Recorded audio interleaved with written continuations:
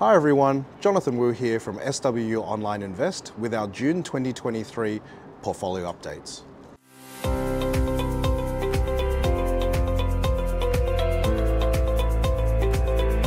So after a strong rebound in Q1 2023, China's recovery has slowed due to a lack of stimulus from the government.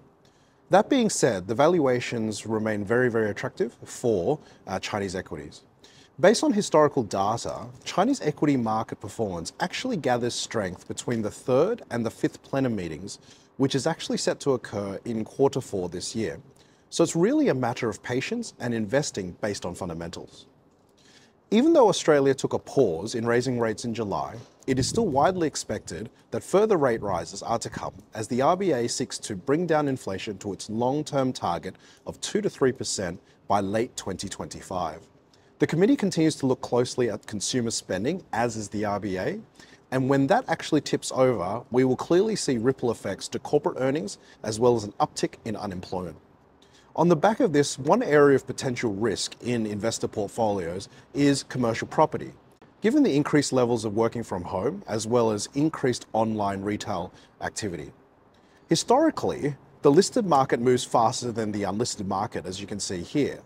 So investors really need to consider and prioritize quality over growth in the current environment. Tighter lending standards also remain a headwind for growth as corporates are unwilling to invest further given the uncertain backdrop economically.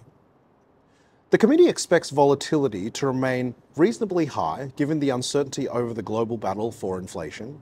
Investors should be prepared to expect longer-term interest rates to remain higher, and rate drops won't occur for a while. If we consider Australia, we are probably likely to see interest rates actually probably fall in the latter part of 2024.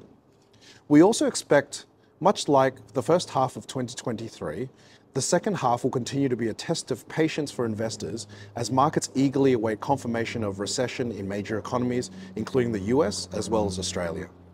In saying this, a well-diversified portfolio of global equities and fixed interest actually outperformed cash in the first half of 2023, and we expect it to continue to do so for the remainder of the year. For the month of May 2023, the Growth Engines portfolio performed negative 3.08%, over 3 months is down 2.13%, and over 6 months is down 0.74%. The last couple of months, the overall macro environment has been weak, and May is usually a risk-off environment for most growth assets. A lot of people say you sell and go away in May and don't come back again till around October. So what we saw was quite natural, and the ongoing fears around recession, increasing interest rates, and the battle over inflation definitely has an impact on growth assets. The investment committee has decided to maintain the portfolio after reviewing all the metrics as well as the attribution of each fund. We are closely looking at OPH, which is the listed small cap high conviction Australian equities fund. And currently it is trading at a deep discount to the NAV, meaning that the actual share price, being the listed investment trust, is actually trading below the actual share prices of the portfolio itself. So therefore it is quite attractive and we've decided to maintain it. One of the other funds in the portfolio, which is the Janus Henderson Global Multi-Strategy Fund, has struggled a fair bit in the last 12 months, and it's something that the investment committee is closely monitoring, given the way that the attribution of that fund has been deriving returns, especially over the last 3 to 6 months.